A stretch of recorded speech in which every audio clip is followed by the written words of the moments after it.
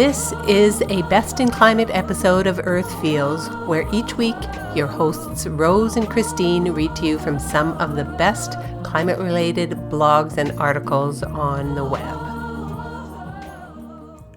Today's Best in Climate episode is Climate Denial by Any Other Name by Mary Annaïse Heglar, posted on drillednews.com.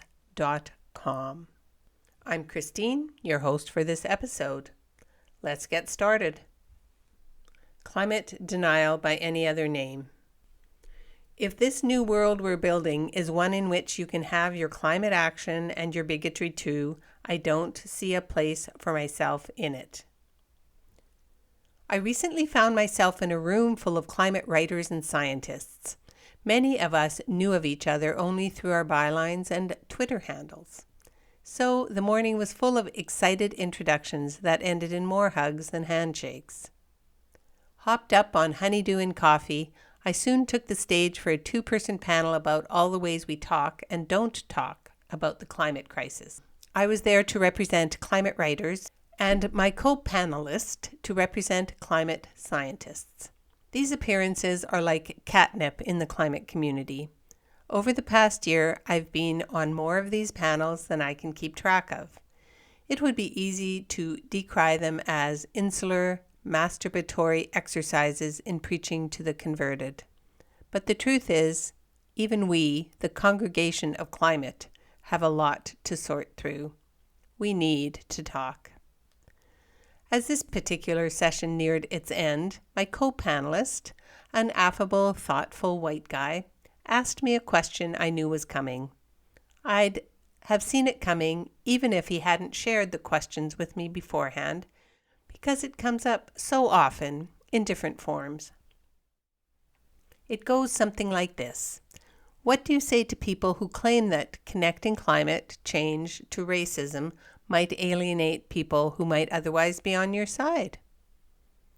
I sighed and muddled through an answer, one that I've given a version of over and over, but never feels satisfying.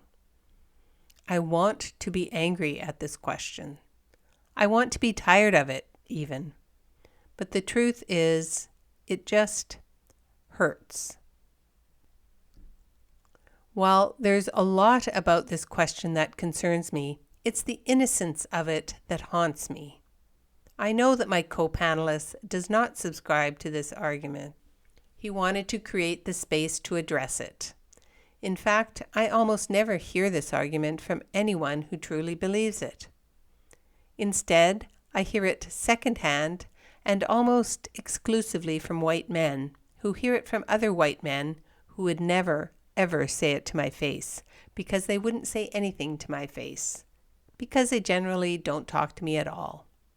It makes me unbelievably nervous about what white men who hold so much power say to one another in private. So the short answer is, I wouldn't say anything to them because I wouldn't have the opportunity. I've also heard different iterations of this argument everywhere from epic Twitter brawls to presidential platforms. The climate crisis is simply about science. It's a physical phenomenon with a ticking clock. It affects everyone, not just some people, and thus usurps every other issue. So don't taint my precious climate policy with your filthy identity politics. We'll get around to those later. These people are not, from any angle, on my side. The new climate denial. Yes, the way that carbon dioxide interacts with the atmosphere is a simple matter of physics, but you can't stop there, not if you believe climate change is man-made. You have to examine the histories of deforestation and fossil fuel infrastructure, and if you do that honestly, you land at colonialism and slavery, and see that the climate crisis is intricately interwoven with structural racism and economic inequality and patriarchy, and I could go on.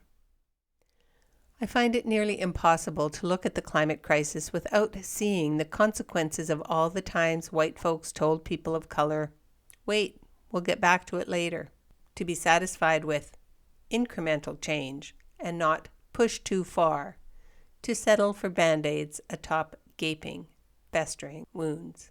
So forgive us if our ears have turned to tin. Forgive us if we refuse to help you put on your life vest first when you're the one farthest from the flood. We've drowned in patience long enough.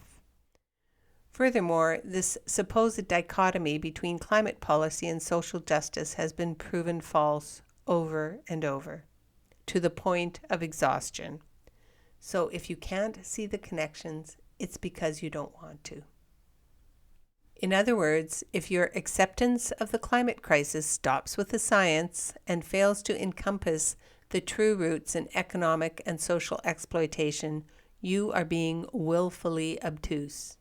Your privilege is clouding your vision. You, my dear friend, are in denial. In the climate context, we think of denial as rejection of the science. But the climate crisis no longer looms on a horizon. It has leapt out of the scientific journals, past the headlines, to our very doorsteps. It's quite literally burning our houses down. Anyone who full-throatedly argues that climate change isn't real is not just rejecting science.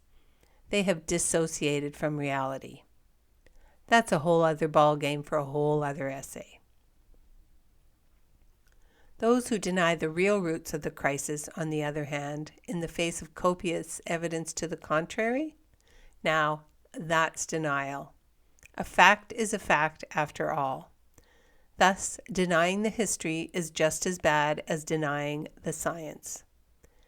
And it sadly often comes from smart people with significant green bona fides, some of them even draped in capes as genuine climate heroes. These are, by all accounts, serious people who seriously want to take on the climate crisis. It's not that these connections elude them, it's that they evade them. That's the part that stings the most. The denial is coming from inside the house. Who's worth the sacrifice? Here's the thing. The people who think climate solutions need not be tethered to social justice are the same people who bemoan the absence of people of color in the climate movement. Yet these same people seem to feel no shame for chiding those on the margins that if they care about identity politics, their bizarre code word for human rights, they need to care about climate too. But you cannot have both of those things. At the same time that I hear this zombie argument from invisible white guys, I also hear from people of color in the climate movement that they're tired of being sidelined and silenced, or worse, turned into mascots. So burned and burned out, they leave climate activism behind.